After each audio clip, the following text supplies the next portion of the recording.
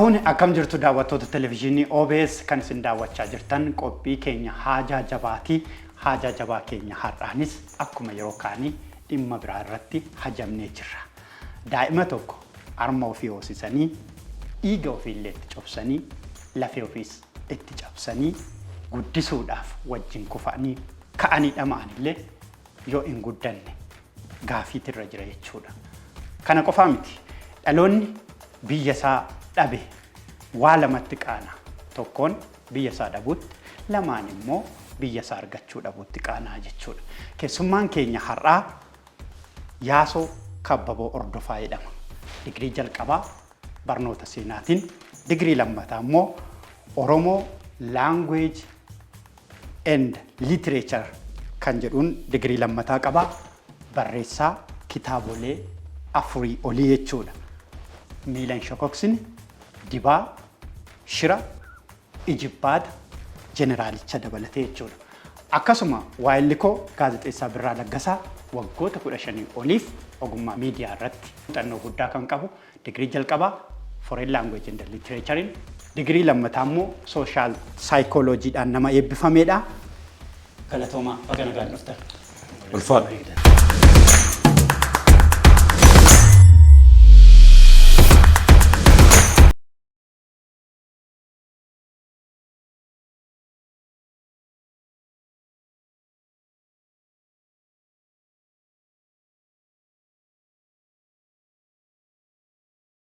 Dhimmi har'aatti irratti hajamne dhimma tokko dhimma jabaa jaalala biyyaa jedhudha. Mee addunyaa kanarratti namuu biyya isaa jaalata handhuura irraa qaba waan ta'eef ammoo darbee namoonni biyya isaaniitii hin dhimmamne jiran siif biyyi maali? Anaaf biyya jechuun uummata sabaaf saboota biyya san keessa jiran yookiin immoo daangaa tokko keessa jiran. Anaaf biyyi eenyummaa kooti. Madda jireenya koo, hiikoo jireenya kooti. Akkasumas immoo teessumni lafaa akkuma miiltoon keenya Yaasoon kaasee uummata achi keessa jiru. Aadaa koo, jireenya koo walumaa galatti eenyummaa uumama kooti biyya jechuun. Tole. Mee akka waliigalaatti yoo ilaallu immoo biyyi ati daggala saaqxee biyya goote. Biyyi ofii itti darbamte dhalootatti dabarsite. Biyyi ofii fardaa lafaan itti duulte dhalootaaf hambaa keesse. Biyyi seenaa irratti hojjette seenaan kee dhokate nuuf biyya miti yookaan immoo gaafii irraa qabna jedhu dhaloonni yeroo baay'ee. Ammoo faallaa kanaatiin biyya nuti har'a keessa jirru kana nu dhaalchisuudhaaf namoonni iddoo aarsaatti kaffalanii jiran dhiiga isaaniitiin biyyi ijaaramte biyyi tifkamte jechuudha. Mee biyya edda akkasitti ibsitan immoo biyyi kun maali? Biyyi kun nuyiif dhaloota kanaaf egereefoo maal ta'uu dandeessi? Asirratti wanti sirriitti beekamuu qabu tokko yoo jiraate biyyi tokko saba tokkoof yookiin nama tokkoof biyya jechuudha fi jalqaba sirnatu laallamuutti rarraata. Biyya kana irratti dhalachuu qofaan yookiin immoo bakka kanatti dhalachuu qofaan biyyi kun nasarlii kiyya ta'uu dhiisuu dandeessi. Waan irratti hin dhalanneefis immoo biyya kiyyaa miti jechuun hin danda'amu.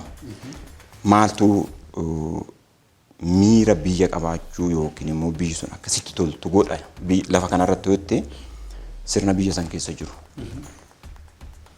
Sabni tokko biyya tokko kan jaalatus kan jibbus sababa sirnaatiin malee laga isaatii miti, muka isaatii miti, gaara isaatii miti. Wanti biyya nama jibbisiisus biyya nama jaalachiisus sirnarra jira jechuudha. Amma akkaatuu kaastee biyya kanarratti saba kana keessaa namoonni dhiigatti cobsanii lafeetti cabsanii biyya kana asiin gahan jiru moo hin jiru gaaffii hin qabu jiru. Garuu gaafichuma lafee cabsanii dhiiga cobsan saniyyuu biyyi kan isaanii ta'eeti miti. Yeroo baay'ee namoonni fakkeenya kaafatu Gabayyoo Gobboo Gurmuu faa namooti akka Baalchaa kuni faa saniin duras namoonni akka amma maqaan naamni hin jiru akka Olii Alii kan jedhaman faa namoonni akka Bitul Waleef kun faa gaddu galeessa kanarraa namni akka Mokonnin Guddisaa kun faa by the way asirratti oduma waan jennu waa jenna gaafa waraana Adwaa sana namni duula sanarratti hirmaate 17,000 gaddu galeessa kanaa dhaqe Oromoodha. Walumaa galatti kan achirratti hirmaate gara waraana 120ti. Gaddu galeessa kanarraa namni 17,000 dhaqe. Kutaa biyyattiitti irraa meeqaatu dhaqe jechuudha walumaa galatti. Kana laala. Akkasumaa ta'ee jarri kun baay'inni isaanii jechuudha. Gabra ta'anii dhaqanii lolan malee abbaa biyyaa ta'anii dhaqanii lolle. Yoo jennu. Gaafa sana Adwaa irratti waa lama dhiyaate. Tokko warreen waraana sana dhaquu danda'an dhaqanii yoo waraana sana irratti hirmaatan oggaa waraana sanarraa mo'anii lubbuudhaan kan galan ta'e asitti lafa akka kennamuuf yookiin lafti abbaa lafaa harka ture sun akka isaaniif deebi'u. Gabbaarii ta'uurraa gara nama ta'uutitti akka ce'an kun waa dagalameef dhaqan baay'ee. Gabbaariin naman turre biyya kanarratti maal jedha Profeesar Laaphisoo Deleeboo barreessanii jiru. Biyya kanarratti namni lafaa gadi ture. Yoo lafa qabaatte nama guutuudha. Yoo lafa hin qabne immoo laficha irra jirtu wajjiniin akka meeshaatti gurguramta. Kanaaf namoomaa gadi jechuudha. Nama guutuudhaaf dhaqanii jarri kun. Namooma argachuudhaaf. Namooma argachuudhaaf. Ulaagaa biyya kanatti namoomni ittiin taa'e sana guuttachuuf. Duula san dhaqan. Amma laal labata kana dhugaatti himnee walamannee walamansiisnee boruuf eegere ifa ta'e too ceesisne malee akka kanaan duraa san seenaa sobaatiin dhoksaadhaan haguugate yoo deemne hin ta'u boruuf iftaan achis rakkinuma akkanaa xuuma waan ta'eef. So maalinni namoonni kun dhaqanii duulanii hammi du'ee hammi kaan as deebi'e. Gaafa as deebi'u wanni promise wanni waadaa galaniif sun hin jiru ammas. Waraana Xaaliyaanii lammaffaa irratti gaafa as deebi'an yaaddaatu shaashii wayyaa yaammaatu Xaaliyaa wayyaa kan jedhaniif sababa kanaafi baay'ee. Achitti waadaa galaniif as deebi'anii ammas gabruumumatti deebi'an lolarraa lolatti gale Oromoon. So sirnoonni kuni akkanumatti darbaa dabarsaatti Oromoo unkutaatuma dhiibatuma keessaa baasatti dhufe sababa kanaafi intelektiin Oromoo yookiin immoo qaxaleen Oromoo kuni keessaa dhiibbatee ba'e lakkii biyya kana na gootu biyya kiyyaa miti biyya kana na gootu biyya unaan ta'in jedhe gaaffii baay'eetu jira. Priorly garuu gaaffiin torba booddeen kaafna wanti torba ka biyya kana akka biyyaatitti Oromoo hin ilaalchisne gaaffiin torba jiru. Ammaa kan deebiin argan boruyyuu ka deebii barbaadu. So wanni guddaan maalinni lafee cabsuu dhiiga cobsuu miti. Sirni suni hammam namoota biyya sanii hammata hammam miseensa saba sanii hammata yookiin wanni waloo nuti qabnu tokko yoo jiraate wanni waloo nuti irratti hojjennu sun maalin Adawaa waa walooti jedhu anaaf waan walooti miti Adawaan. Adawaan sirriidha gurraacha kabachiiseera akka Afrikaatitti injifannoo guddaadha akka Itoophiyaatitti injifannoo guddaadha akka Oromootti garuu Oromoon abbaa biyyaa ta'ee dhaqee hin waraanne Adawaa dhugaan jiru kana gabra ta'ee dhaqee waraanne gaafa sana. So rakkoo guddaan sirni suni hammam namoota hammata kan jedhu jechuudha. Mee asirratti birraan kan Yaasoon irratti xiyyeeffate namuu biyya irratti dhalate hin jibbu namuu iddoo handhuurri isaatti bu'e hin jibbu garuu sirni biyya kana keessa ture dhaloonni biyya isaa irratti gaafii akka godhatu dhaloonni biyya isaa jibbuudhaaf akka bitaa mirga ilaalu taasisee jedha. Atoo maal jetta? Egaa waa'een jaalala biyyaa yoo ka'u hokkoon gara ofii tooqxii fi waan nuti tuttuqu keessa kaasna malee konseptiin isaa konseptii bal'aadha. Akkuma amma seensa irratti atis kaaste miiltoon keenyas kaase ani hubannoo kootiin seenaa biyya kanaatiin sirnaa fi biyya adda baaseen ilaala. anaa fi eeyyee sirni tooftaattiin biyya ijaaranidha. Tooftaattiin biyya bulchanidha. Garuu immoo hundee miti. Dhuguma sirnoonni biyya kanatti dhufaa darbaa biyya kana qofa miti guutuu addunyaatti dhufaa darban kaayyoo mataa isaanii qabu. Kan miidhan kan fayyadan qabu. Karaa kamiinuu haa ta'u biyyi handhuura ofiiti. Biyyi sirniin dhufaa ni darba. Biyyi itti fufa. Sirna dhufu wajjiniin biyya walitti camannee sirni kuni anaaf hin taane jechuu dandeenya ta'in.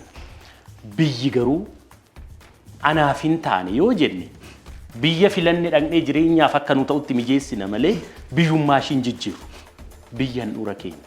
Biyyoonni baay'een waa'ee biyya isaanii yoo itti kaasan waa'een jaalala biyyaa miiratitti ka'a. Jaalalli biyyaa guddinni biyyaan boonuun labsiidhaan hin dhufu. Barnootaanis hin dhufu. Miiradha. Miira keessooti. Kanaaf namoonni amma kaasaa jirru kuni biyya kana ijaaruudhaaf abbaa biyyummaa kanaa abbaa lafaa ta'uudhaaf duulan suni anaaf garba ta'anii duulan miti. Tooftaattiin biyya isaanii eeggatanidha. Biyya jechuun lafa isaa jechuudha. Biyya jechuun nama isaa jechuudha. Bu'aa bahii lafa isaa, teessuma lafa isaa, qabeenya isaa, aadaa isaa, eenyummaa isaati waan ta'eef eenyuuf waa dhaqanii jarri kuni aduwaadhaaf dhaqanii duulanii akka garbaatti galmi isaanii maal ture?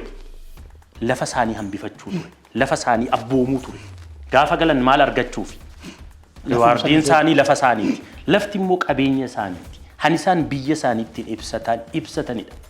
Kanaaf jarri yeroo sana tooftaadhaaf duula kana fayyadamani malee galmi isaanii lafa isaanii iddoo handhuurri isaaniitti awwaalame mirkaneeffachuufi fudhachuufi gaafa galan dhaban itti fufan Gaafiin qabase. Fudhataniire. Fakkeenyaaf amma biyya kana konseptii sadiin yookaan waa sadii irratti bu'uureffamanii hayyoonni yoo ibsan jiran. Tokko lafaa jedhan, lama namaa jedhan, sadii sirna lafaaf namni sun ittiin bulu jedhan. Fakkeenyaaf biyya kana keessatti yoo fudhanne tokkoon deemanii lafas hin argan, deebi'anii lafa dhaban. Dhugaadhaa weerartuu biyya kana lafuma isaan dhaban iyyuu weeraruu dhufe deebisaniiru, biyya kabachiisaniiru. Garuu immoo achi keessatti deebi'anii lafa sidda dhabanii ammoo sirni isaan qaban. Ammoo aadaan isaan qaban, ammoo jiruuf jireenyi isaan qaban, seenaan isaan qaban, hundi gaafa jalaa dhokatu namni biyyaaf sirna walitti fidee biyya akka jibbuuf sababa ta'e wanti jedhu jira. Maal jedhu? Ani isa kanatti dogoggoradha. Yaannin kaasuu barbaade biyyi hundeedha bu'uura yaanni jedhu sun Baalchaanfaa, Gabayyoo, Gobboo Gurmuufaa Abta Giyoorgis diinagdeefaa, Qusee diinagdeefaa gaafa kana lafee isaanii dhiiga isaanii kanaaf cabsan jennu qabsoo sanarraa oonispoot argatu jedhaniitu miti. Biyyi har'a nuti dhaallee biyya keenya jennee lafa keenya, aadaa keenya, seenaa keenya jennee irra jiraannu kuni dhiiga isaaniitiin ijaarame. Isaan qaqqabuu dhiisuu danda'u. Isaan garba ta'anii duulanii du'anii fi gaafa galan deebi'uu fi dhiisuu danda'a. Ijoollee isaanii garuu dhaalchisaniiru. Qabsoon isaan eegalan, gootummaan isaan eegalan isaaniif bu'aan isaa mul'achuu dhiisuu danda'a. Darbaa dabarsaadhaan garuu ilmaan isaaniitiif bu'uura kaahaniiru ilaalcha jedhuun qaba. Dhaloota biyyan qaba jedhu wayii. Biyyan qaba jedhu uumaniiru. Kuni maaliin ibsama? Maalinni ani otoo seensi guutuu nuu kenna jedhe kan hin yaadu iyyuu otoo maalinni biyya jaalachuun maaliif jaalatama iyyuu akkuma amma jenne kana biyya jaalachuun barnootaan dhufaa, irratti dhalachuudhaan dhufaa, irraa fayyadamuudhaan dhufaa, irratti miidhamuudhaan jibbi dhufaa. Dhimmi jedhamu kun xiinxalamuun gaarii natti fakkaata. Itoophiyaa keessatti jecha arbanyaa jedhamu hin beeku afaan Oromootiin. Afaan Oromootiin. Patriotismiin jaalala biyyaati. Hiikkoon patriotismiin naashinaalizimiin qabu jecha nuti akaakileewwan keenyarraa abbaan koo akaakayyuun koo arbanyaa ture, paatirootii ture, goota ture. Jecha goota jedhutu ibsa. Biyya jaalachuun biyya jaalachuun gootummaadhaan ibsama. Jarri kun gowwoomfamanii saaduulanii goota kooti ana. Goototadha. Jagnatu duula. Maal argachuuf duulanii itti dhufna. Gaafa waa'ee paatriotizimii kaasnu, waa'ee jagnaa kaasnu duula qofa miti. Divooshinii ogummaati. Miiltoon keenya Yaasoo Kabbaba barreessaadha. Hojii litireechariitiif divootiidha. Paatriyootiidha jechaadha. Maal hojjeta Yaasoo? Margaa Angaasuu dhimma hojjetu irratti gaazexeessaadha. Gaazexeessummaaf nan du'a jedhee lapheesaa kenna taanaan ogummaa kanaaf hin du'a. Ogummaan kun maal amana? Pirinsipilii ogummaa kanaatiif du'a jechuudha. Dooktarri nama dhukkubsate akkam? Loltuun daangaa eegu paatriyootiidha. Kanaaf jaalala biyyaa yoo clearly define goone sirriitti hiika isaa kennineen alatti faayidaa inni qabutti yoo dabarre seensiin isaa nu jalaa hir'ataa jedheetiin shakki. Kanaafini maalan kaasa? Jaalalli biyyaa sirnoota dhufaa darbaadhaan walitti ida'amee hiikkoonni kenne biyya kana keessatti akka nuti waa'een jaalala biyyaa, waa'een naashinaalizimii gaaffii jala galu godheera. Sirnoonni dhufanii darban akkuma jalqaba kaase gara isaaniitti hoqqatu. Sirnoota isaanii umurii isaa dheeressuudhaaf, namoota sirnoota isaanii jalatti aayidiyooloojii sirnoota sanaatiif bitaman fayyaduudhaaf wanti isaan biyya kana keessatti godhan addunyaa irrattis kan taateen ta'u akka namoonni sirna sanaan mufatanii waa'ee handhuura isaanii, waa'ee biyya isaanii akka hin jaalanne. Warra civic maal jedhamu, warra akka Ameerikaa kana, warra identity politiksiin homaa isaaniif hin taane. Biyyi isiniif maali jettee otoo ati akka amma nu gaafattetti gaafatte biyyi isaaniif hiikoo adda addaa qaba.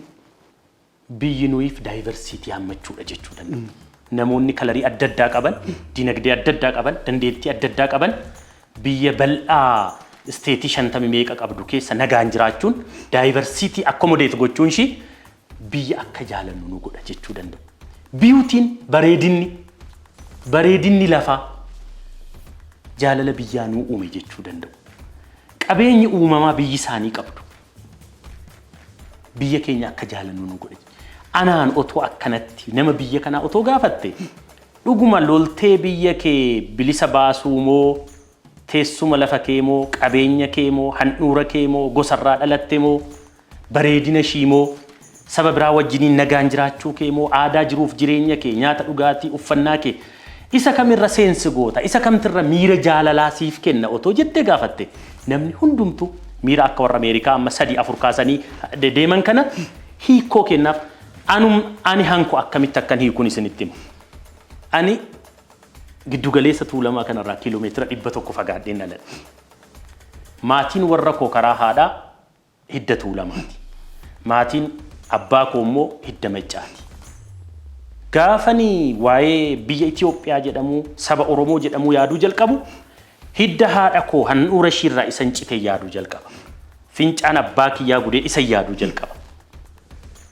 Sanarraa kaaseetan teessuma lafaa qe'ee warra kiyyaa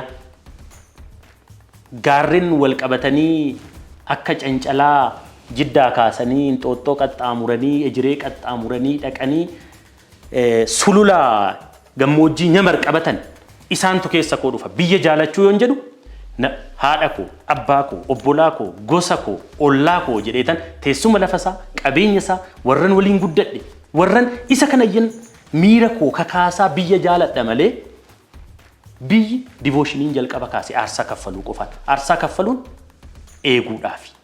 Tajaajiluun eeguudhaafi. Kanaaf ani miirarraa dhufaa internal feelingidha, emotionidha. Jaalala yoo ibsan namoonni passion, attraction wanti isaan kaasan maalinni jaalalli jedhu maaltu na hawwata. Biyya yoo kaasan immoo patriotism jagnummaa, gootummaa, wayiin hawwatamuu isa kana kaasu. Isatu maal wanti yaadadhu jiraachuu qaba jechaadha. Keessa kootti biyya kooti, saba kooti, aadaa kooti, eenyummaa kooti gaafan jedhu maalinni wanti nani uumamaan yaadadhu jireenya koo isa kana ilaaleetan kuni biyya kooti. Biyya kootiif ogummaa kootiin aarsaa kaffaluun qaba. Biyya kootiif duulee aarsaa kaffaluun qaba. Biyya koo eeguun qaba. Dhimmoonni jedhan kun yoo seeraan hin hiikamne ta'ee biyyi sirna ijaaramte qofa irratti xiinxaltee gaafa sirni sii tole hin jaalatta taanaan gaafa sirni sii jibbe hin jibbita taanaan siif biyya miti. Sirna waan jedhe darba. Fakkeenyaaf patriotismii yookiin immoo jagnummaa kaasee waa'illi keenya. Asirratti siin kenna yaasoo jechuma arbanyaa jedhu kana namni akka sirriitti hubatuuf kana dura qorataan seenaa obbo Alamaayyoo Hayilee waraana kanarratti namoonni hirmaatan namoota arba ajjeesanii faacha qaban namoota qimattuu gootota waan ta'aniif gaafa dhufan abbaa arbaa arbanyaa jedhamanii maqaa sana qabatanii dhufan. Jechuun arbanyaa jedhu mataansaa isa arba ajjeesirraa dhufe malee afaan Amaaraas miti afaan Oromooti jechuun kana sirreessu. Thank you. Wanti guddaan maalinni amma asirratti kan hin kaasuu barbaade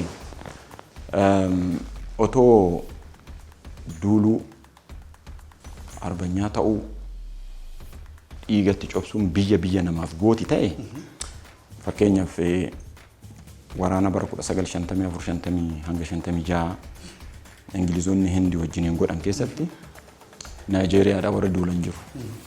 Hindiin biyya isaaniitii miti. Gaanaadhaa warra duulan jiru. Hindiin biyya isaaniitii miti. Cheekooveeraaf kaasuu dandeenya. Kiyuubaaf. Dhufee Kongoodhaaf. Fakkeenyaaf amma eeriyaan Kolombos jedhamu kuni gaafa qabamu namoonni Ispeenii duulan, Xaaliyaanidhaa duulan biyya isaaniitii miti. So amma wanti jagnummaadhaan wal qabatu onnee qofa ta'a. Gabras taatee onnee qabaachuu dandeessa. For instance gaafa waraana addunyaa lammaffaan xumuramuu gahu jalqaba Itaaliyaan North Africa Territory kan jedhamu kana keessa Xaaliyaanii baasuudhaaf godhamu dhalataan sanyiinsaa Oromoodha. Namni kun Tanzaaniyaatti dhalate Oromoon Tanzaaniyaa keessa jiru normally Fayyisaa jedhama. Maqaan isaa immoo Desert Fox jedhuun. Namni kun achii miilan ka'ee dhufeet Liibiyaa keessatti Xaaliyaanii waraanee biyya sanii akka ba'an godhe. Amma namni kun onnee qabaa jagna miilan deemee dhufe kiiloomeetirii kana hunda garuu Liibiyaan biyya isaatii miti. Wanti seenaariyoo Oromooti wal qabatu biyya kanarratti jechuudha. Ani kanaan adda baasee ilaalu. Sababni isaa akka biyya kanaatitti wantoonni seenessoonni biyya kanarratti barreeffaman hundumtuu dudduubatti deebinee ilaaluu dandeenya baay'ee. Mummuudnee darbuutu dubbii balleesse kan hin jedhu iyyuu kanaafi. Har'uma warri abbaa sirnaatii warri core states waan jedhamu jira amma biyya hoggaa hundeeffamu yookiin biyya hoggaa ijaaramu core state fi peripheral state warreen naannessaa irra jiran outskirt irra warreen jiran kuni naannessaa sanatti kan ijaaraman ta'a kan irratti ijaaramu warri nuti core state jedhanii of yaadan har'uma tanaa hoggaa takka hin danfu biyya keessanitti isin galchina jedhu. Seenessoota akkanaa kanatu biyya kana fottoksee namni gaafii walirraa hin cinne akka gaafatu diddaa walirraa hin cinne akka didu godhe malee namni lafaaf lafee isaa hin jibbu abbumti fedheeyyuu lafaaf lafeen immoo necessarily biyyoo jechuu miti akkaataa sirni suni itti tartiibesseen anas margaas birraas akka kanatti tarreedhaan wal qixxeedha jedhee yoo yaade na fayyaddu jedhee yoo yaade nan fayyada jedhee yoo yaade akka sanatti biyya taati. Malee biyyi tokkoof ol tokkoof gadi taanan biyyuma kamittiyyuu nageenyi hin jiru. Biyyuma kamittiyyuu tasgabbiin hin argamu. Abbaan gaaffii san qabu numa gaafata. Ameerikaan biyya baay'ee nagaa qabdu nutti fakkaatti. Garuu Black Lives Matter maaliin narra? Wanti achirra jiru rakkoon achirra jiru jira jechuudha. Gaaffii Weelsonni United Kingdom keessatti kaasan kan Scottish kan North Ireland kana laala kan Basque Spain keessatti kaasu laala kan warri Jarmiin jedhaman kun Faransaay keessatti kaasan laala. Biyyoota addunyaa kana guutu waan wal fakkaatu jira bakka sana quuqqan jira jechuudha. The same is true as Oromoon wanni biyya kanarratti kaasu akkasuma. Waa'ee ijaarsa biyyaatitti booddee yuutti dhufna waan kaasnuutu jiraata. Ilaa ammas irratti waan guddaan gama lamaaniin ka'ee tokkoon namni biyya isaa maa jaalata, tokkoon namni biyya isaa maa jibba, maa gaafii irra kaa'a. Biyyi nama lafa sirna ittiin bulu erga jennee qorannoon booda dhufe kun yaada addunyaa kana fudhatamaa argataa dhufe waan ta'eef fakkeenyaaf biyyi yoo nama qabaattee lafa hin qabaanne biyya miti. Biyyi yoo lafas namas qabaattee mootummaa hin qabaanne biyya miti. Kanaaf mootummaa jechuun immoo sirna jechuudha. Amma deebinee yoo ilaalle bal'ifnee waan afaan Oromootiin haasofnuuf malee sabaaf sablammiin biyya kana keessa jiran hundi isaanii qooda gootummaa biyya kana keessatti qabaniin, qooda siyaasaa biyya kana keessatti qabaniin, qooda dinagdee, qooda seenaa qabaniin wal caalmaan gaafa uumamaa deemu biyya isaanii irratti gaafii uumaa deeman, gaafachaa deeman, biyyi kun kooti moo koo miti jechuu deeman. So amma erga sana edda sirnaa walitti qabne sirni toles bades biyya naman jibbisiisu erga jennee haa ta'uyyuu sana booda warri ofii dhabamanii biyya kana fakkaattu kana nutti dabarsan dhaloota kana immoo dhaloota sana dhaloota biyya isaa jaalatu gochuudhaaf maaltu eegama waan jedhu mootti dabalee kaasa. Birraan ranka. Haa ta'u. Egaa ani jalqabuma hiikoo biyyaa erga kaasne jaalala biyyaa erga kaasne ajandaawwan sana booda dhufan political nationalismidha jedheetanii. Ajandaa politikaatu ajandaa siyaasaatu biyya kanatti barame ajandaa gurgurachuu ajandaa namaa kennuu biyyi kennaa miti biyyi tokko hidda dhalootaati yoo jijjiirratan immoo akka kunoo amma ati Ameerikaa dhaqxee lammummaa argattu jecha biyya kanatti garuu waa'een miira biyya jaalachuu ajandaa siyaasaa ta'etu dhalootatti darbaa dhufe. Sababni nuti waa'een biyya jaalachuu Itoophiyaa keessatti gaaffiidha jennee kaasnuufis waan dhugaadhumaan inni amma kaasnu kun jiruufi. Kennaan politikaa suni kennaan siyaasaa biyya kanatti ati Itoophiyaawii guutuudha ati Itoophiyaawii sabboonaadha nama biyya jaalatudha jechuun baandiraasaa uffachuudhaan waa'eesaa ittiin geeraruudhaan si'a baay'ee miidiyaa irratti irra deebisanii ani lammii biyya kanaa biyya isaa jaalatudha jechuudhaan irra dibamee bira darbame. Hiikni biyya jaalachuu abbaa biyyaa ta'uu hiikoo sirriin hin kennamneef erga Itoophiyaan modern Itoophiyaan waggaa 150 kana ijaaramte kaase akkuma ammaa yaasoon kaasu kanatti irra dibamaa bira darbe. Namni dhuguma dhiiga kootiin biyya kootii lafee kootiinan ijaaree jedhee amanuyyuu yoo konsamshinii siyaasaatiif ajandaa siyaasaatiif jedhee waltajjii irratti dubbateen alatti dhiiga isaa keessaan dubbatu akkan jalqaba kaase kanatti. Sun maaliif? Wantinni yeroodha kennaa siyaasaati san jedheef kennaa siyaasaa jechuun sirnatu nutti gurguraa dhufe. Biyyi kun yeroo ijaaramtu mataasaa miiraan ijaaramte. Fedhii garee muraasaatiin ijaaramte. Waliigalteen biyya tokko qabna irraa fayyadamna hin eegnaa jedhu daangaa hanga daangaatti waliigalteedhaan miti kan ijaaramu. Kanaaf Itoophiyaan yeroo baay'ee hir'uudha. Fedhii lammiilee ishii hin guunne jennee haasofna. Namoonni siyaasaas kana cabsanii dubbachuu qabu ture. Biyya hir'uu akkasii fedhii sabaaf sablammii ishiitiin fedhii lammiilee ishiitiin hin ijaaramne kana yeroodhaa gara yerootti itti guutaa hin deemtu taanaan biyyittiin yeroo hundayyuu hir'uudha jechuudha. Kanaaf waan sirnoonni ajandaa godhanii nutti kennan biyyi kun hankee miti nutu ijaare jedhanii ijaa alaabaashii uffatan ijaa geeraran ijaa si'a 10 miidiyaa irratti doomineeshinii argisiisan biyyi kan isaanii miti. Biyya warra hankooti jedhee qofa miti. Hawarra keessa jiraatu, hawarra irraa fayyadamu kan isaaniiti. Kanaaf tokkummaa biyyaa gaafa yaaddu maaltu hir'ateetu biyya kana keessatti tasgabbiin siyaasaa kan dhabamu guddinni kan dhabame yoo jettee kaaste konseptii amma jennu kanatu hanqate nama hundatu biyya koo miti biyya kootii jedhee nama kanaafuu qixa irratti hin hirmaatu qixa hin tumsuuf fedhii waloo hin qabu kanaaf biyya hir'uu akkasii dhaloonni baruma baraan akkuma warra dura garbayyuu ta'anii duulanii fi sana dhaloonni itti aanu immoo gahee isaatiin hojii hojjechaa fi darbu itti guutaa darbu dhaloonni wal harkaa fuudha waggaa isaan beeknu fuulduratti biyyi kun biyya guutuu sabab sablammii ishii wal qixa ilaaltu wal qixarraa fayyadaman sirni qixa akka fayyadaman isaan gargaaru keessatti dhufuu danda'a malee biyyi hundee ishiirraa ijaaramsa ishiirraa fedhii namoota garee muraasaatiin miira garee muraasaatiin hundoofte fedhii garee muraasaa sana walitti kennaa biyyi kun abalutu ijaare ani nan diiga abalutu ijaare ani nan diiga jechaa deema yoo ta'e biyyi kun ammayyuu ijaarumsi ishii bu'uura hin qabu. Miira dhugaa of keessaa hin qabu. Hawarra irraa fayyadamee qofa taatee hafti miirri jedhu yeroo hunda keessa kootti natti dhaga'ama. Kana kan ibsu maaliif jaalalli biyya kana keessatti gaaffii jala galee dhimmi jedhu maaliif eessaa ka'e otoo dhuguma jaalalli biyyaa akkana ni kaasu kana hidda haadha koo hidda abbaa koo lafa warra koo jedhee akkan sinitti himu kana keessa otoo nama hunda keessa jiraate otoo hiikkoon biyyaa isa qofa ta'e namni hundumtuu yaada waliigalaa yaada tokko qabnaa jechuudha. Kanaafin hundeeffama ishiitti deebisee hidhe. Garuu ammoo hundeeffamni ishii ijaa sirriin taane biyya koo ta'uu hundiddu.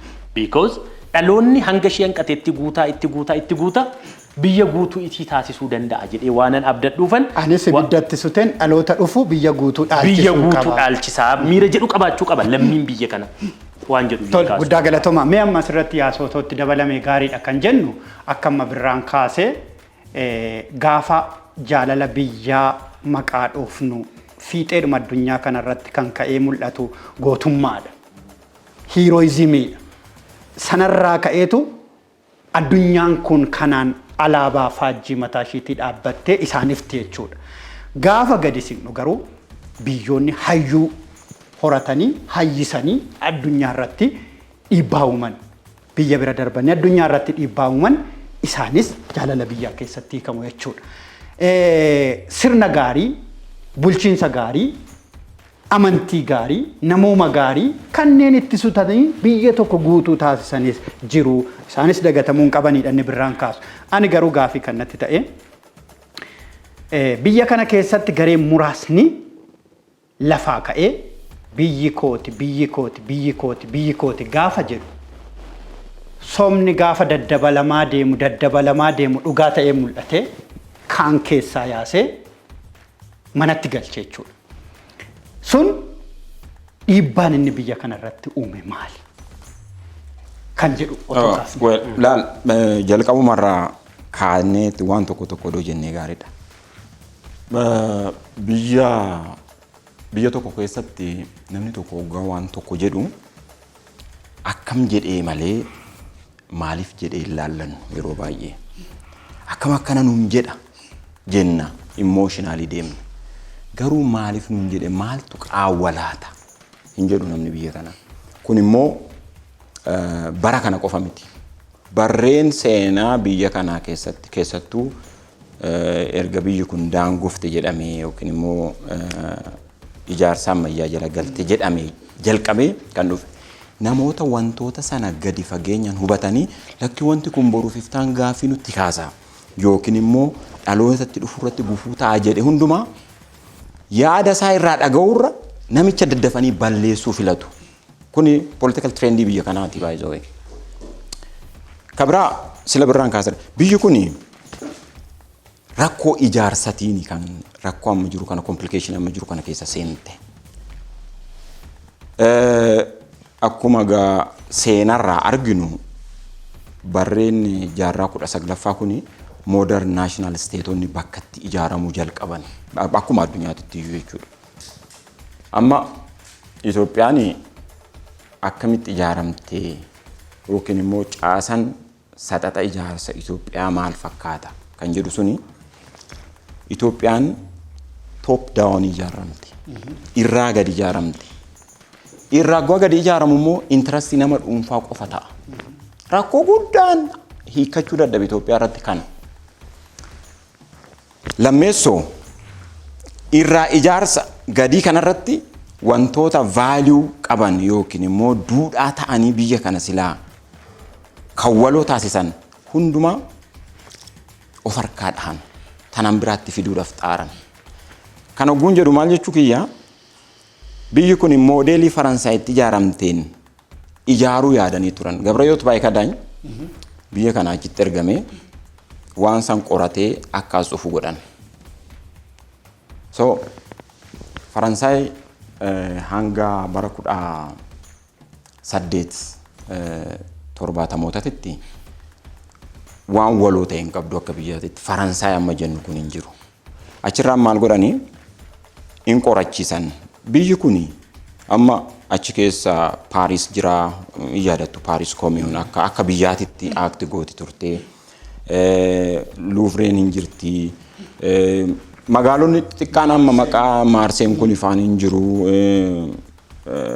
maal isin nama kilabii PSG keessa jiru kun ifaan kophaatti biyya turan gaafa beekan kun ol ka'ee sooshoolojistii tokkotu ka'ee waan kuni boruuf iftaan nun baasu so akka biyyaatti ijaaramu qabna akkamitti ijaaramu moodeelii isaa qoratamu hin qoratan achirraan finding isaa maal ta'e biyya san keessaa sabi bal'aan afaan bal'aan irratti dubbatamu French sabi bal'aan isaan so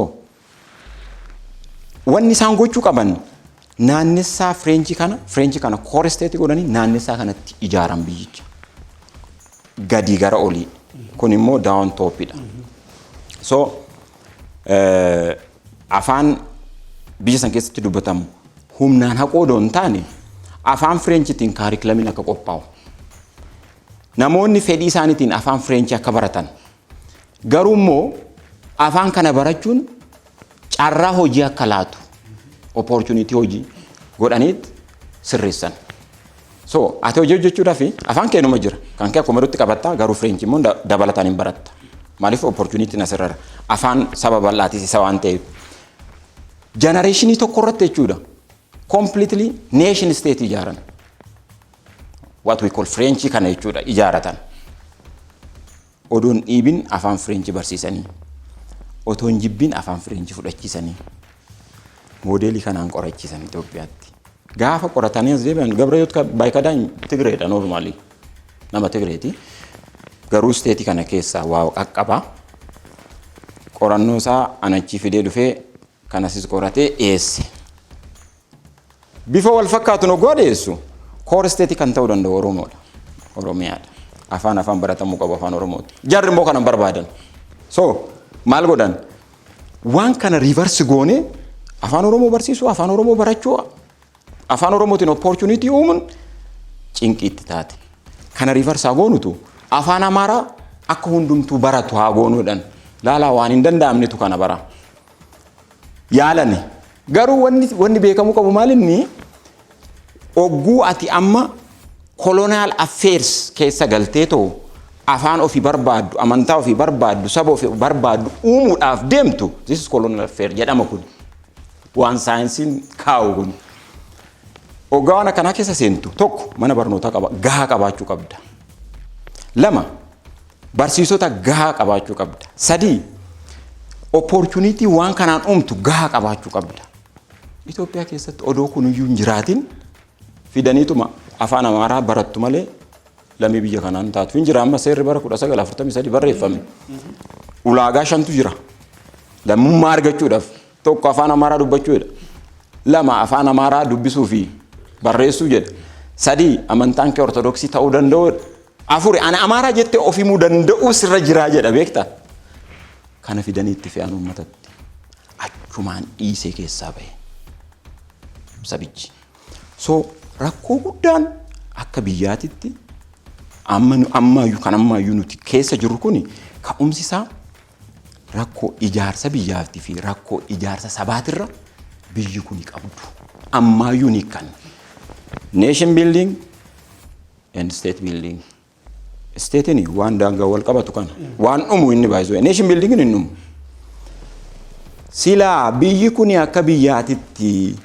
sabii biyya kana keessa jiru gahee qabuun hojii qabuun hamma baay'atuun odoo fairly distribute ta'ee wanni hundumtuu namni wal lolus hin jiru namni nama mormus hin jiru wanti kuni bara Minilik jalqabe hiikoo dhabe Haayila Sillaaseetti fufe hiikoo dhabe bara dargii lafaan wal qabatee gaaffiin kun ka'e dargiin isa lafaa kan qorannoo laantu tiilar jedhu kana inni yuu waan of keessaa qabu akkuma jirutti ta'ee jechuudha isa deebisee gaaffii sabaa awaajiidhaan cufe dhiisuu qofa odoon taane baay'ee kuni timing bombidha. Hin oolu hin dho'a yeroo wayii. Deebi'ee mallasis waan deebisee fakkaatee jechuudha. Akkasumatti cufee darbe. And still the problem goes on. Rakkoo kana irra dhaabbatee namiyyuu ilaaluutu irra raata. Necessarily namni sirna kee morme biyya jibba jechuu miti by the way. Mormuun waa lamaafi. Tokko waan hanqate jira. Mormeen akka itti guutu godhaa namichi.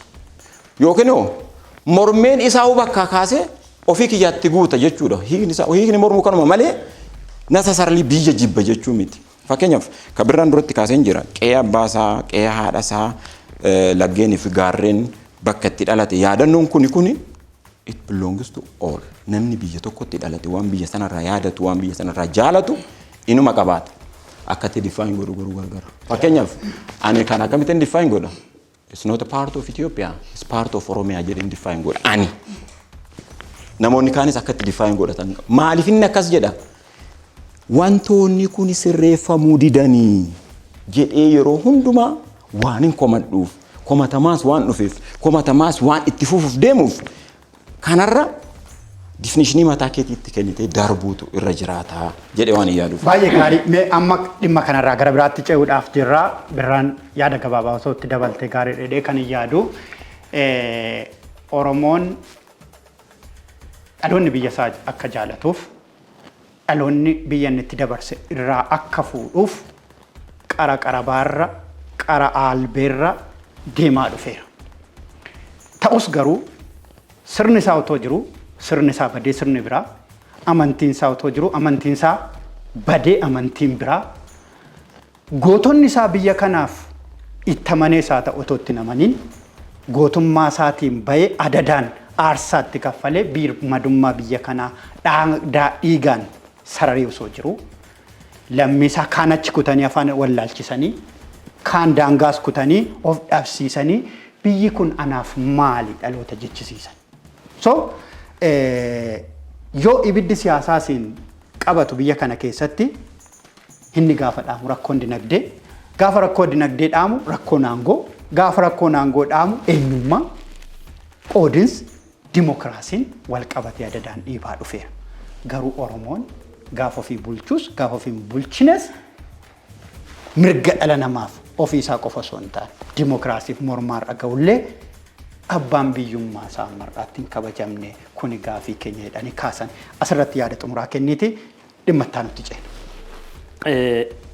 Dubbiin biyya egaa akkuma kaasne of keessa goonee haasofna waan ta'eef gaaffiin kun gaaffii dhalootaatis deebiinsaas kan dhalootaati jedhee yaadaan.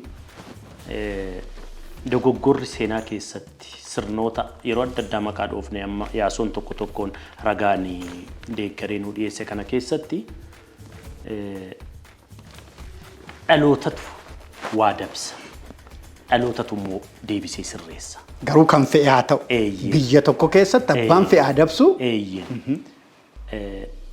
Warri Itiyoophiyaan kan Atsee Minilik jedhanis lakki Itiyoophiyaa dabseetu hundeesse akkashiin dhibee keessaan baane keessatti haftu keessatti warri jedhanis abbaa biyya kanaati. Rakkoo ishiirraas qananii ishiirraas warri qooddatu isaanu. Dhaloonni hiikoon biyyaa jaalalli biyyaa faayidaan inni qabu maalinni?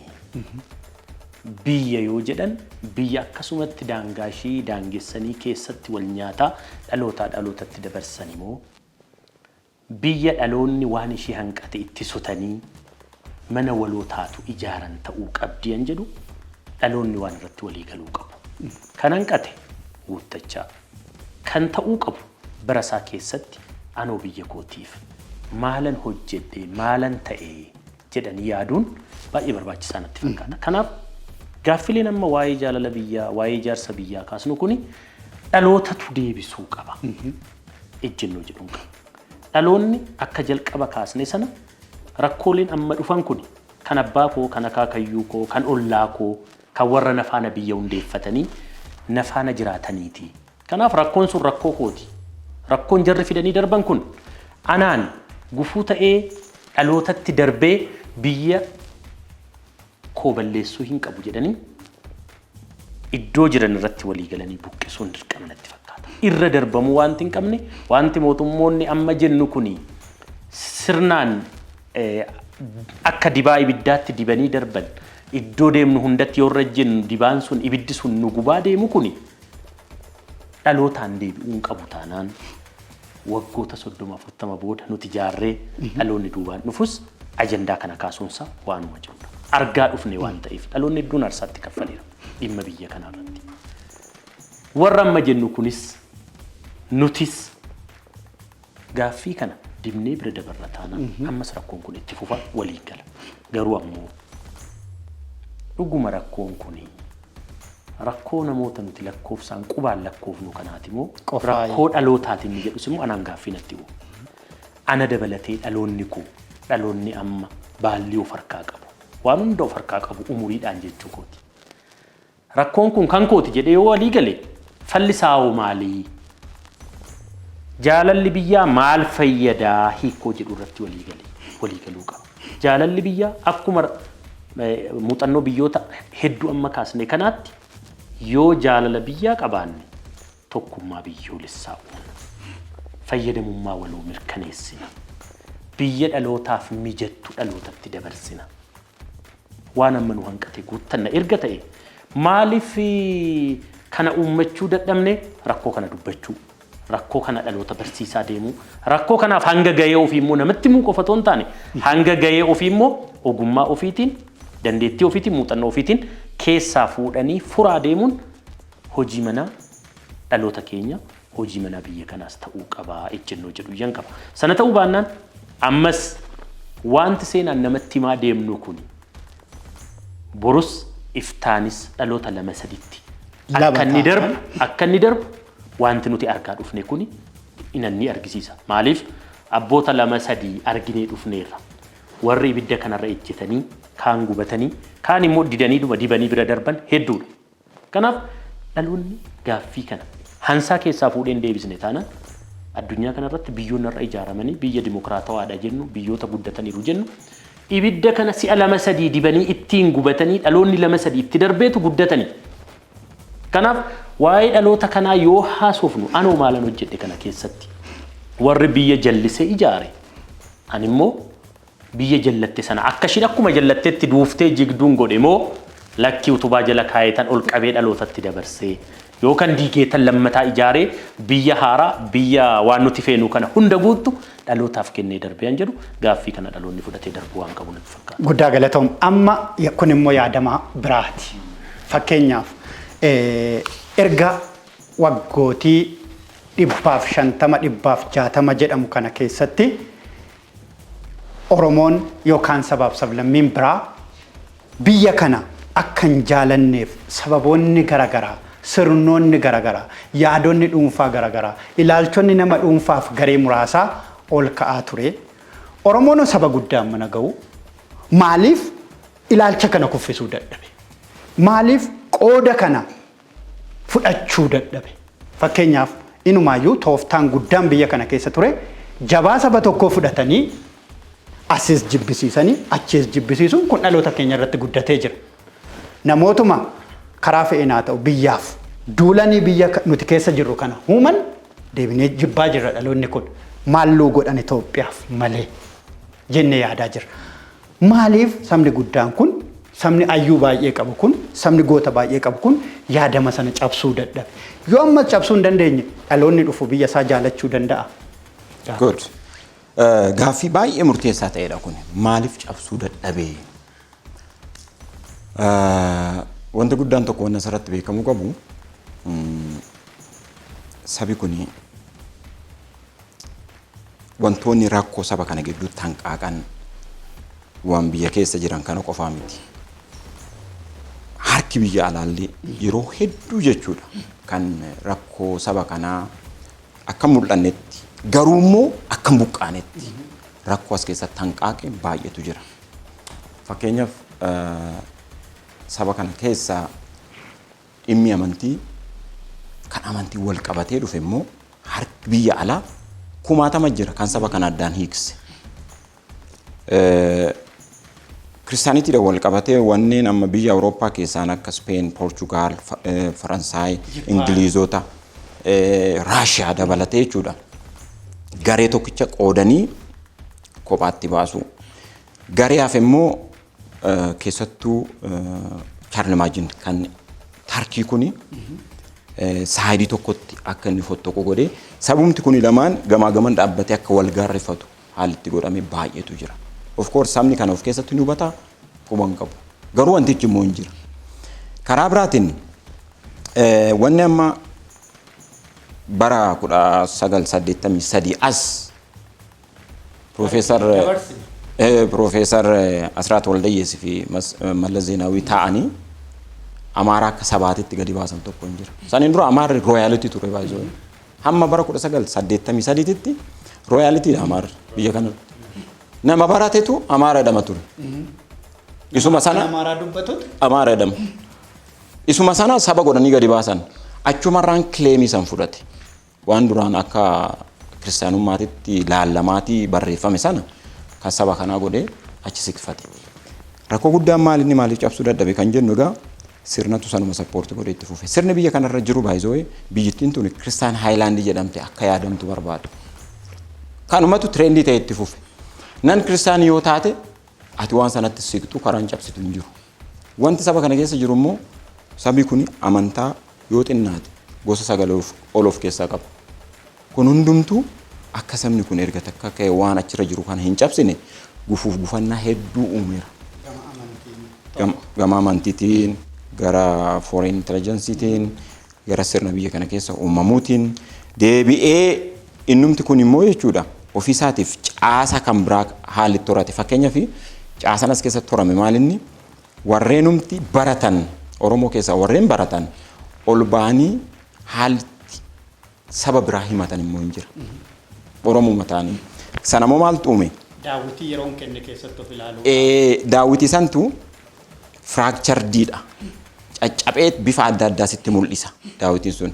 Of ilaaluu dhattee waan biraa argita achi keessatti. So innumti kuni Oromoon akka tattakaalamaatii deemu godhe. Amma erga qabsoon Oromoo caaseffamee jechuudha. Caasadhaan deemu jalqabee almost half a century. Waan akka jaarraa walakkaatiif as namoonni waan kana gaafatan, namoonni waan kanatti deebii barbaadan bifa wal fakkaatuun dhufan. Garuu sirni hin nyaate. Amma ilaalcha fi hubannoo kootiin genereeshinii jaffaarra jira wanti kun. Otuma nyaatamu warreen jalqaba warreen fiidoo burjaa jedhaman warreen achi keessaa bahan. Isatti hin dhufna waan gaarii qabate. Waan sii fidaafani fiidoo burjaa jedhaman jalqabee hamma dhaloota jaffaa kanaatitti waan kana cabsuudhaaf aasatti kaffalan lubbuun illee bade. So wanti guddaan maalinni Oromooni ka mormus ka deeggarus mari'atee tokko caasaa ijaarama sabaa nation building san geeddaru sodaa tokko malee baay'ee seeraaf seeratu hojjeta waan kana.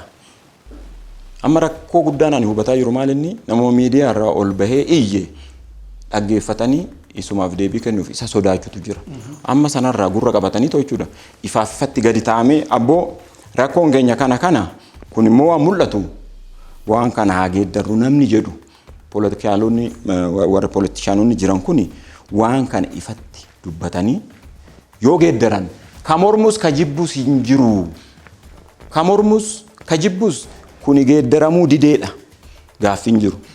Isa kana geeddaruu irratti gadi taa'amee yaa hojjetamuudhaan amma kan hin jedhu. Waan gabaabduutti dabalume ani rakkoo aniif miiltoon koo yaasoon ati waliin dubbannu kana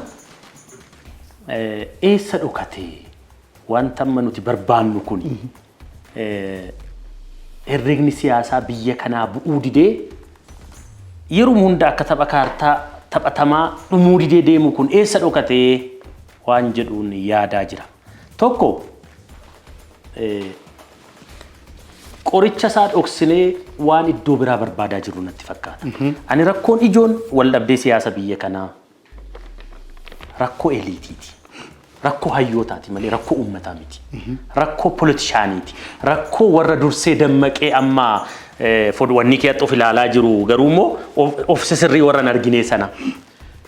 Mootummoonni dhufaa darbanis nuti mataan keenya dhaloon nama dhimma kanaaf dhiphannus eessadha rakkoonsaa jennee otoo wal gaafanne rakkoonsaa uummata biyya kanaa bira otoo hin taane eliitii hayyoota warra jedhaman politicians warra siyaasa hoogganan warra sirna hundeessan sirna irratti wal dhabanii kufan isaan kaan immoo dhufan isaanis sirna sana muwanii darban rakkoon kun dhokatee kan jiru borus iddoonni dhokatu warra siyaasaa harkadha qoricha dhoksanii dhibee sanaaf waan biraa barbaadu immoo barbaachisu miciriksanii dubbachuun himuun dirqama natti fakkaata daangaa wayii amma Itoophiyaa keessatti maalinni kan amma deemaa jiru na gargaartu national consensus uumuudhaaf waliigaltee biyyaalessaa uumuudhaaf komishinii mariimo national dialogue commission hundeesse mootummaan komishiniin kun waggaa tokko oliif daangaa Itoophiyaa irra naanna'eetu namoota wal mari'atan barbaada iddoon itti rakkoon kun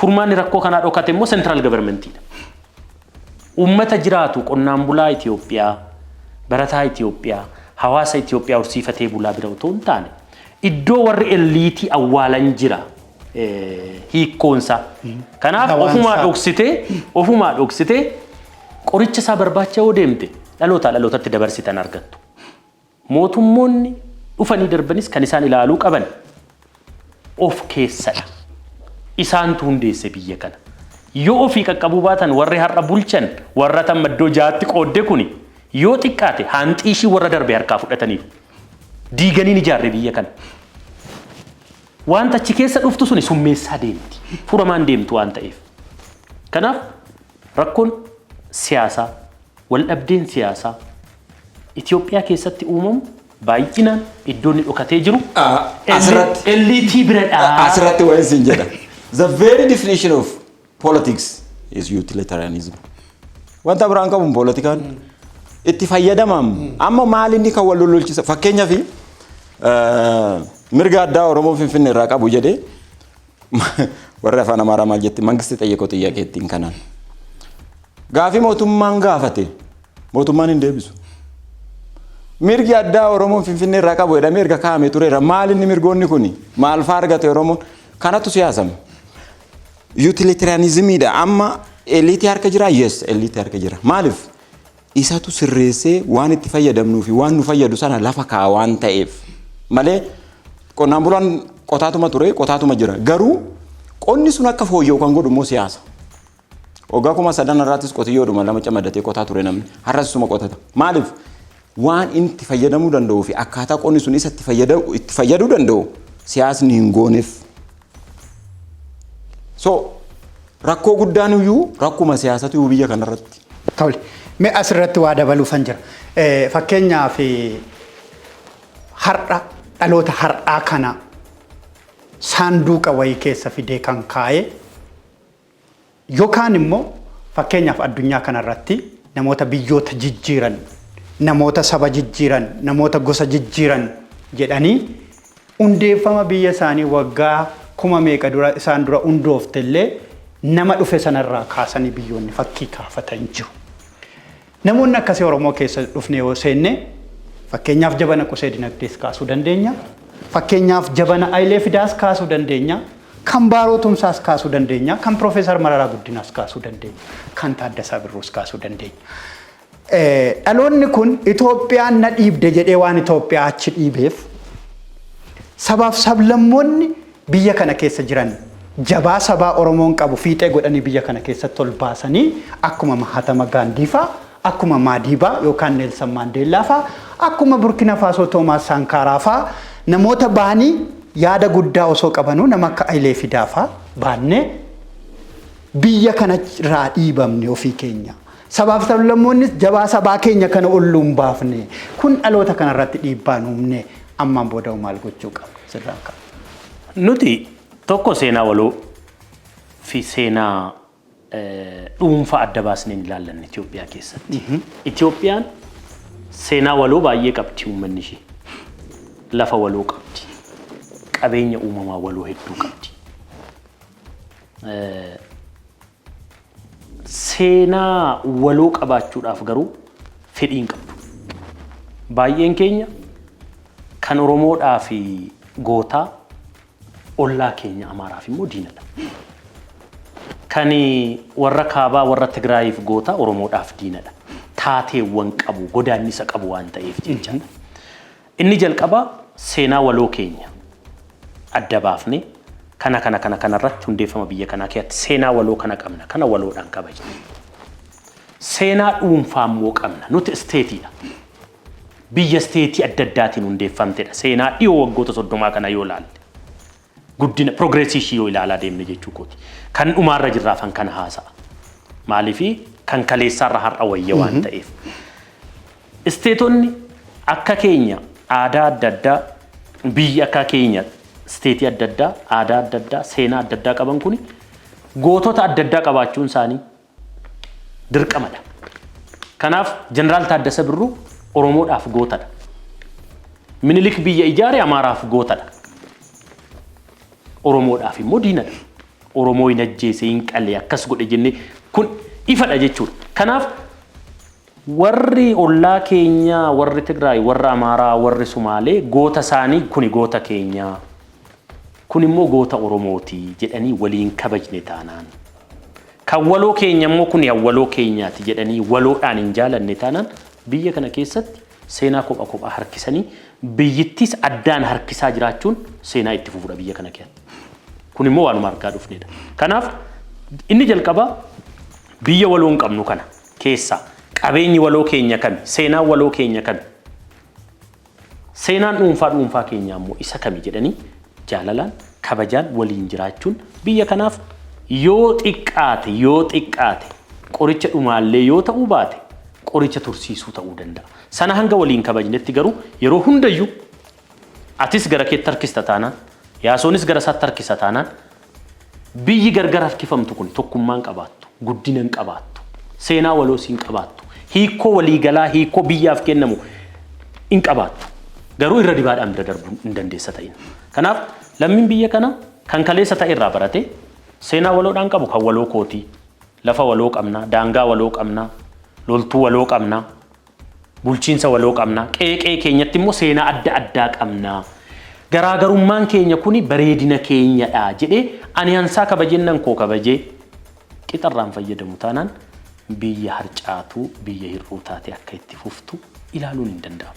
Garuu ammoo biyya kana walitti dhiibanii tokko gochuudhaaf dhaloonni kun akkuma jalqaba kaase carraa gaarii qaba. Baay'een keenya argineerra biyya kana keessatti. Tokkoon keenya qeeqee keenyatti waggoottan 50-60 darbaniif bu'aa isaa argineerra. Bu'aa waraanaa argineerra, bu'aa hiyyummaa argineerra, bu'aa wal dhabdee argineerra. Kanaaf qe'ee hundumaa gaheera waan ta'eef taa'anii nun deemsisu iddoon nuti furmaata rakkoo kanaa dhoksine numa jaladhaa jedhanii waliin galamne taanaan ammas dhoksine akka gowwaadhaa barbaadaa bulu ta'a. Kanaaf tokkummaan yaaduun jaalala wal fakkaatu qabaachuun iddoo garaagarummaatti immoo walii kabajanii deemuun dirqama ta'ee mul'ata. Well, ani xiqqoo ishii perspektiivii addaan qaba. Biyya kana keessatti seenaa waloo hin qabnu dhee yaadaan. Sababni isaa maalinni tokko seenaa waloo akka hin qabaanne kan mul'isu waanuma amma jaalli kiyya birraan kaase kana. Inni ana biratti jagnaa ganda biraatti lugna. Inni ganda biraatti lugnaa ana biratti jagna. Akkasitti perspektiivii adda addaatirra yookiin fiixee adda addaatirra dhaabbanni yoo wallaallu ta'e seenaa waloo qabna hin jedhamu biyya kam keessatti iyyuu. Mahatma Gaandhiin Buddhizimii hordofaa Buddhaadhaa garuu naashinaal hiiroodha. Musliimaafis, Kiristaanaafis, Hinduizimiidhaafis, amantii kam biyya sana keessa jiruuf? From north to south naashinaal hiiroodha. Nuti naashinaal hiiroo akkanaa hin qabna moo hin qabnu? Seenaa waloo kan nu jechisiisu tokko kana. Dhugumaan namoonni akkana fakkaatan biyya kana keessatti hin uumamanii jiru baay'ee. Garuu hin fudhatamu. Sababni isaa baay'inaan Oromoo keessa waan ta'eef namni biyya kana keessatti waan akkanaa roolee akkanaa qabu Oromoo keessa waan ta'eef hin fudhatamu hin himamu. Fakkeenyaaf waan hin dhabamu yookiin hin fudhatamu. Waan wadhiyoon isinii kaasa. Namni dafqa ofiitiin iffartii ofiitiin iyyuu ol bahee maqaansaa samiitti ol siqee dhaga'amutu jira biyya kana keessa. Abbaba Biqilaa. Teekstii barnootaa tokko hedduu kana kan feesbuuk irra naannoo tokko arguun diddanii achirratti maal jedha Abbaba Biqilaa naannoo Amaaraatti dhalateedha. Amma kun seenaa waloo nuu taasisaari. Waanuma beeknu waanuma namiyyuu beeku nama dannabaatti dhalate kana asuma nama kara shanoo kanatti dhalate kana fiidanii abbichuuf nyaa keessa fuudhanii naannoo Amaaraa galchu. Seenaan biyya kana keessa jiru baay'inaan distortedidhaan akkanaati. Fakkeenyaaf kaategorii adda addaatiin ilaalamee Daraartuu Tulluu fi Abbaba Biqilaa dirree ispoortii keessaa yuunikiidha warra ammaan booddee irra deebi'amuu hin dandeenye. Akka isaaniin namni ta'a malee namni isaan ta'ee dhufuu danda'u yookiin immoo isaan dursee mul'achuu danda'u hin jiru. Maaliif? Abbaban the first athlete miila duwwaa namni fiigee moo'e. Kanaan booddee miila duwwaa hoo fiigdee moo'e akka Abbaba san taata malee you cannot be the first person. Hin danda'amu. Daraartuu fudhatta. The first female athlete Afrikaadha. In Africa. Kanaan booddee akka daraartuu taata malee daraartuun dursitu. Yoo taate illee seenaa ishii qooddatta malee. First icon figure dha jechuudha. Dirree ispoortiitu kun. Literature dhaqi.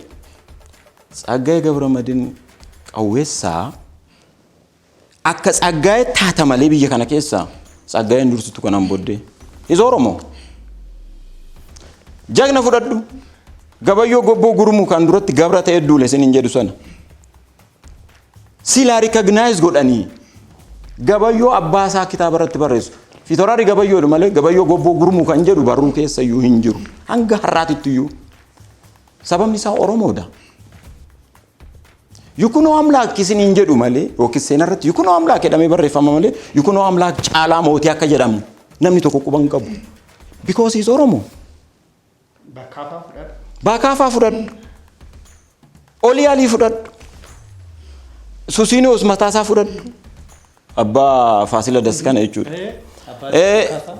Dhaqiitii eenyu namicha amma Tigraayitti akka jagna isaaniitti ilaalan kana. Alulaa. Abululaa Alulaa fudhadhu. Qusee dinagdee fudhadhu. Amma qusee dinagdee lafumaa kaasanii Guraagee daggaa jedhan dhageessanii hin beektanii.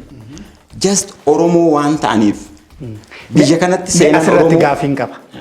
Gaafiin ani qabu biyyi kun seenaa waloo qabdi moo hin qabdu kan jedhu irratti anis gaafiin sirraa qaba. Biyyi kun biyya amantii waliin qooddatetu jira. Biyya wal fuudhee walitti heerumetu jira. Biyya daangeffama lafaatiin wal keessa wal makee jirutu jira. Yoo kana ilaallu biyya sirnoota daandii irratti kabajaman sirnoota kaan waliin qooddatutu jira. Fakkeenyaaf Amaaraaf Oromoon osoo amantiin Ortodoksii biyya Itoophiyaa hin seeniin dura Gondar keessa iddoo Jaan Takkal jedhamutti Oromoof Amaarri wajjin dhaabatanii ayyaana Irreechaa gaggeeffatanii jiru. So waan waliin qooddatan qaban jechuudha. Erga waan waliin qooddannu qabaanne seenaa waloo waliin hin qabnu jechuun nu dandeessisa tokko kana. Inni lammataa ammas waan jennu kana illiitotatu karaa dabsaa jira. Waan barreeffamu kana kitaaba Abbabaa Biqilaa jennus kana hawaasni wayii yookiin sabni wayii barreesse miti. Har'as namoota biyyi kun akka biyya tokko biyya kana waliin hin ibsineef waliin deebii ittiin kennineef godhantu keessa jira. Kanammoo dhalootaan cabuu qabaa waan jedhu. Gaafii kana lamaan. Good. Ani amma isa Jaan Takkal kana nan beeka irreechi dhuguma achitti gaggeeffamee jira. Gaafa san garuu naannoo Jaan Takkal sanatti ani irreecha san gaggeesse Beejaadha malee Amaaraa miti. Hin jiru Amaarri waggaa san. Amaarri akka sabaatitti reefuma dhufe 1983. Uummanni amma naannoo Amaaraa jiran kun warri Gondar keessa jiran kun Qimaantii fi Qaaraadha. Sabumaanuu jechuudha. Deebi'ee amma Maaroo Abbaa Qammas kibba Gondar keessa kan jiran kun immoo Oromoota darraati. Gojjaam keessa warreen jiran kun ammas uummata Awwiitii fi kan Awwii jechuun sanyiin guddaan isaanii faamiliin Aaga'uudha. Aaga'uun kun 5 qaba. Qimaant Awwii Imxaanaa fi Imxaang jedhamanii 5tu jiru achi keessa. Awwiidha amma kan giddu galeessa Gojjaam jiru kun. So warri isaas jiran immoo Oromoota Maccaati warra Takla Yesuus Waaq jiraa kana Nugus Takla Hayimaanoot kana dabalatee jechuudha. Akkuma Amaaraatti Amaara kan jedhamu hin jiru. Eessa jirti ganda takkatu jira Walloo keessa Amaaraa saayinti kan jedhamu. Bara san ishii qofa jira baay'ee. Kanaan achitti fabrication የአማራ ዘር ያለበት ጀደኒ ይብሱሳንሙ kanaan achi kun fabrication amma claiming isaaniitiyyuu maalin stated objective tan jedhu lafa kaayetteen namni sii kaa'u hin jiru bara akkanumaani malee gara dhimma keenyatti gudeebinu seenaa waloo qabna moo hin qabnuudha maaliifan claim godha sabni Oromoo kuni ani waan hin Oromoo ta'eef miti baay'ee waanuman qoradhe waanuman dubbisee waanuman argerra saba saayintifikii ta'e beekta waan baay'een jedha asirratti even waan hin barreessu iyyuu nan qabu odoo seenaa waloo qabaanne waan fooyya'aa ganda Oromoo jiru kana akkuma yerootti itti fayyadamne qooda balleessuuf xaaru akka jirutti odoo itti fayyadamne silaa biyyi kuni addunyaa irratti lakkoofsa tokko taati. Number 1 maaliif mee sirna gadaa fudhadhaa sirna jechuun siistamicha isaa achi keessa amantiin jira bulchiinsi jira hawaasummaan jira duudhaatu jira waa hedduutu keessa jira tokkoon isaa odoo fuunee biyya kanaaf hojiirra oolchine raanne har'a biyya kana dursitu hin jirtu balleessuu irratti bobba'an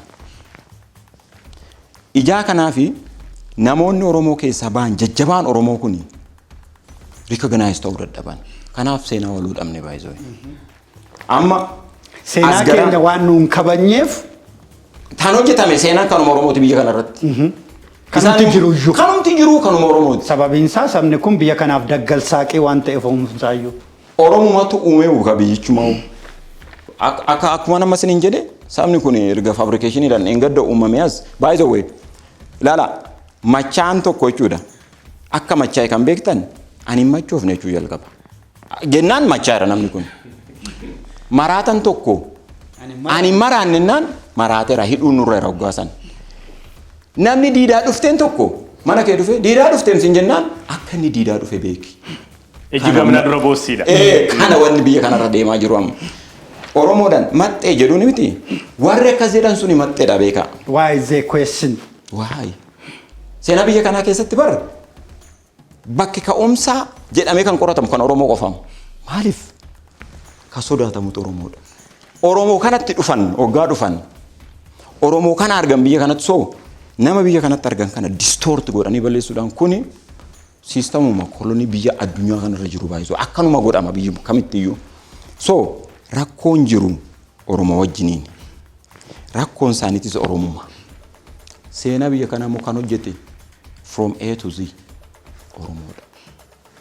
Kana immoo hin kabanye seenaa waloo qabaachuu hin dandeessu. Let's say kanuma yeroo dhihootan isinitti hima. Haayilee Fidaa very genius qabsoo Oromoo keessa iyyuu hin jiru. Itoophiyaan nationalistiidha inni. Garuu maal jedhanii akka haayilee biyya kana baasan beektu hammeen lubbuudhaan darbutti fidisteedhuun. Oromoodhaaf mitiim namni kun Itoophiyaadhaaf Itoophiyaan nationalistiidha bara namni kun fidisteedhuun. Tsaggaayee Gabramadiin akka inni biyya kana bahee sukkaarri qabee maal ta'e kan godhe maal jedhaniin yeroo meeqaatama namoota san maqaan na'u kan lubbuudhaan jiru waan ta'eef actually maaliif lubbuudhaan hin na'u seetan yeroo baay'ee goon interview ta'u lubbuu maqaan na'u hin jedha waan man sodaadhuuf waan bira miti so akkas godhanii nama kana nama jiineessi kana nama silaa waan jarraa tokko keessatti illee yeroo tokko dhalachuu hin dandeenye kana galaafatan biyya kanarra. Waan baaroorra deemaa ture. Jeneraal Taaddasee Birruu biyya kana ijaaruudhaaf jechuudha. Daa'imummaa waggaa 14 jalqabee nama waraanatti ture. Faayinaalii gaafa inni gaaffii Oromoo kaasu akka du'a akka dhokatu godhan. Seenaan biyya kana keessa leessee jawaaruma dheengaddaa kana laalaa. Baala mancaa'u jedhuun More of garuu wanni Jawaar dubbachaa ture parallel hunduma isaanii fayyada baay'ee. Hunduma isaanii baala mancaa jedhanii jihadist jedhanii argite ijaa kanaaf kan seenaa waloo qabaachuu hin dandeenye. Hin qabnus hin qabaannus maal ta'uu qaba kan jetteef faayinaalii gadi taamee biyya na'ee wanni gochaa jirru kun dogoggoraa namni jedhu let's say biyya kana keessatti jechuudha. Itoophiyaa jechuun bara biyya ajjeesanii fi du'aan siidaa erga takkaatti keessaa qabu. Minilli Oromoo qalemoon qaleera. Asi siidaan qabu. Warri inni qale sun immoo achi siidaan qabanii paaradoksiidha kun wal faana deemu. Dhugaasaa walitti himnee garuu kuni badiidha. Akaakayyuu keetti balleessi. Ati kanaaf hin gaafatamtu. Of course jibbi akaakayyuu keetirraa immoo dhufeera. Gadi ba'ee dhiifama gaafatu illiitii dhabanii barbaayisoo jarri kun. Otoo illiitii isaanii jiraate, otoo namni beeku jiraate, otoo namni isaan dursu jiraate abboonni kun ta'eera. Waan ta'e kana munuu miti kan godhe. Waan isaan kaleessa godhaniif har'a nuun jibbinaa kan badeef dhiifama. Otoo jedhanii araarra kanatti dhuftiin Oromoon itti beekama waan kana gumaalleen beeka. Mee birraatti dhufeensitti deebi'a. Mee asirratti waan inni otoo ka'e gaarii dhedhee yaadu birraa egaa seenaa himne egaa sirna himne egaa dhugaa Oromoo biyya kana keessatti golgamee Oromoon biyya isaatiif akka bakka hin kennine isa taasise himne. Har'a fakkeenyaaf dura waa kaasuu yaaleera. Mahatma Gaandiin qophaa ba'ee seenaa jijjiire, seenaa garagalche. Biyyi Hindii isarraa kaatee lakkaawwatte, biyyi Chaayinaa Maa'oorraa kaate, biyyi Burkina Faasoo Toomaas Saankaaraarraa kaate, asitti ollaan keenya Afrikaan kibbaa Maadiibaarraa kaate. Nuwoo dhaloota seenaa jijjiiruu danda'u miti. Maaliif kan darbe dhalootaan akka jijjiiramu gochuu dadhabe. Dubbiin intaatu jedhamu kun egaa dubbii xiinsammuuti. Akkan jalqaba kaase Itoophiyaan ijaa nuti ittiin geerarre tokkoon taatu. Ijaa nuti jibbinis immoo hin diigamtu. Waan labsiidhaan taatu miti dubbitti. Dubbiin kun eessaa eegaluu qaba ture? Akkuma ammayaasoon kaasu seenaan biyya kana jijjiiru, biyya kana goota baafachuu, hayyuu baafachuu bu'uurri isaa maalinni isa jedhu ilaaluun barbaachisaadha. Inni jalqaba ofuma keenyaaf inni akka hin taane seenaa waloo hin qabnu. Akkamitti biyya waloo qabaannaa? Fiixee jedhu gamaa gamana dhaabbannee yoo harkisne hin qabaannu. Qabnas hin qabnus paradooksiin jedhu suni ammas abjuu hin hiikamne ta'etu deemaa jechuudha. Eeyyee dhugaan lafa jiru dhugaa amma kaasne kanadha. Dhugaan suni morkiidhaan amma yoomiitti deemaan immoo gaaffii dhalootaati. Hanga warri harma muree fi harka muree kana amanee dhiifama gaafatutti hanga warri lafa keenyarraa akkas nu godhee hanga Gondaritti nu ari'ee nu narrakkatti nu hambisee biyya dhuunfatee deebi'ee nu abbaa biyyaa nu godhutti warri jedhan immoo jiru gama sanaa jechuudha. Dubbiin ofittummaa biyya kana keessatti dubbii jalqaba hiikamuu qabu. Ani gaafan kaasu dhimma Oromoo jagnis Oromoodha. Beekessis Oromoodha. Jedheen ka'a taanaan araariin hin jiru jecha. Jarri warri gamaas nutu hundeesse, nutu harka dhiqachuu barsiise, nutu biddeen barsiise, nutu akkas godhe jedhanii fokkoraa oolu taanaan amma araariin hin jiru jechuudha. Eenyuyyuu mooraasaa keessa dhaabbatee waa'ee ofii dubbachuu hin qabu dhaloota kana keessatti. Waa'ee Itoophiyaa gaafa odeessinu anii fi Yaasoonis mooraa Oromoo keessaa xiqqoo ishii siqnee hin haasofnu yoo ta'e.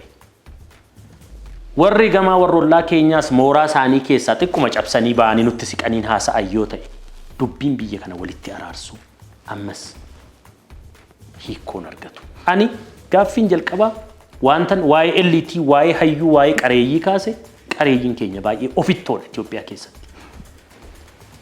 Waa'ee uummata duuba isaanii jiru, waa'ee uummata bilisummaa dhabee rakkatu waa'ee uummata hiyyummaa keessaa bahuu dadhabee umurii isaa fixuu yaadan gaafa qarooman gaafa guddatan seenaa inni beeku itti kakaasu. Inni beeka seenaa kana. Warri gama keenyaas beeku nutis beeka. Garuu maa eessadha furmaanni isaa dhimmi jedhu amma sayyootaan xiinxalamuun dirqama.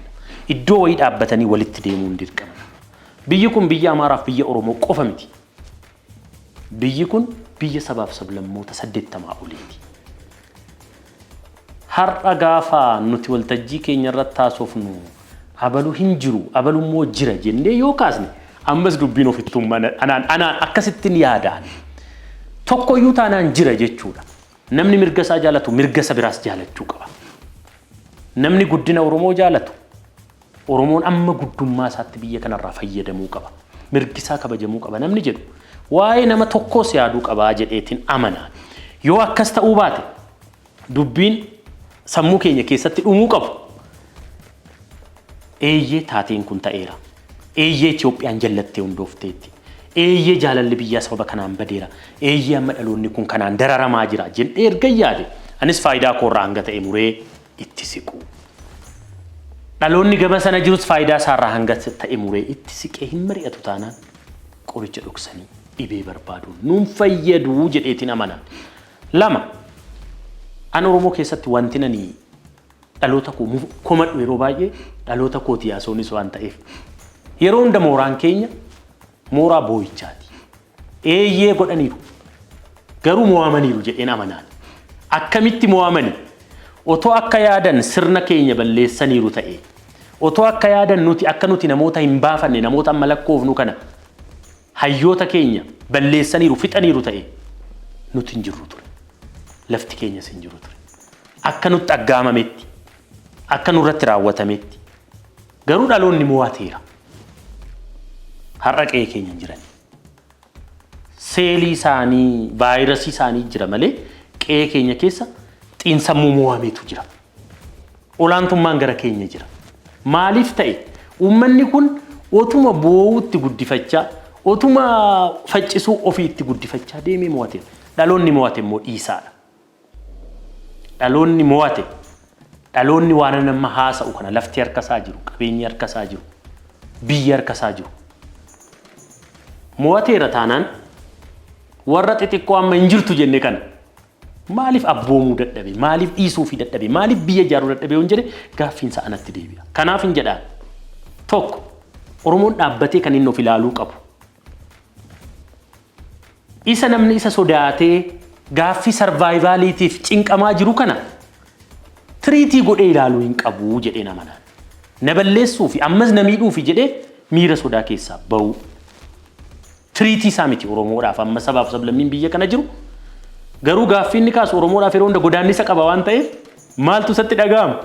Ammas na muruu fi ammas qabeenya koo saamuu fi ammas olaantummaa siyaasaan doomineetii na gochuu fi miira jedhuutti itti dhaga'ama waan ta'eef godaannisa isaa tuttuqa.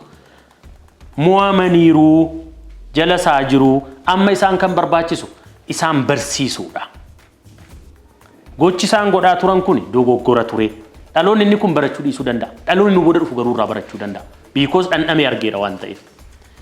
Nurraa dhaloota keenyarraa kan eeggamu namoota keenya guddatan eliitii keenyarraa hayyoota keenyarraa kan eeggamu haaloo isaan bahuudhaaf seenaa isaan kaleessa jallisan amma immoo isaanii jallisanii dubbachuu barreessuu otoo hin taane kan ofii qajeelfachaa kan isaanii immoo isa dhugaa kaa'uu fi hin jiraniirra anammayyuu miiltoo koo yaasoon nama seenaati an nama seenaa miti nama xiinsammuu hin jiranii isaanii Amaaraan jedhamu hin jiru Taraaraan jedhe Mangistuu jedhe moo Profeesar naa galeera waluu haa horani iyyuu baay'atani haaloon isaaniifuu hin fayyanne isaanumti jiran mirgi isaanii akka xiqqummaa isaaniitti kabajamuufi qaba. Yoosiyyi guddummaan keenya mirkanaama. Yoos nuti biyya isaan balleessan kana akkuma jalqaba kaaste nutu ijaare nutu har'aan ga'e nutu itti dhiige nutu akkasitti ta'e hayyoonni keenya itti madaan inni jennu kuni yoo miree biyya ijaaruu keenya kan nuti kanaaf sammuu keenya keessatti dhumuu qaba. Warri kun kan isaan batattisaniif sarvaayivaaliidhaaf warri hafe haanxiin isaanii kan batattisuuf jarri kun nu liqimsu aadaan isaanii nu liqimsa hayyoonni isaan baafatan humna keenyaa oli. Namoota kana kan isaan jalatti akkanatti isaan balleessuudhaaf maqaa isaan balleessaniif jara sana balleessuuf sitti hin fakkaatin jiraachuudhaaf iyyibatattisu. Kanaaf Oromoon kana hubatee waan isaan balleessan qajeelchee biyya ijaare, biyyatti dhiige, biyya qabeenya irraa qabu, biyya handhuurri isaa itti awwaalame, biyya maqaa ittiin dhaamu. Ani baay'isee waan 500 waan 1,000 lakkaa sababan biyya kanatti hin jaaladhu footoo carraa qabaadhe. Sadarkaa sabummaa bira darbee jechuu kooti.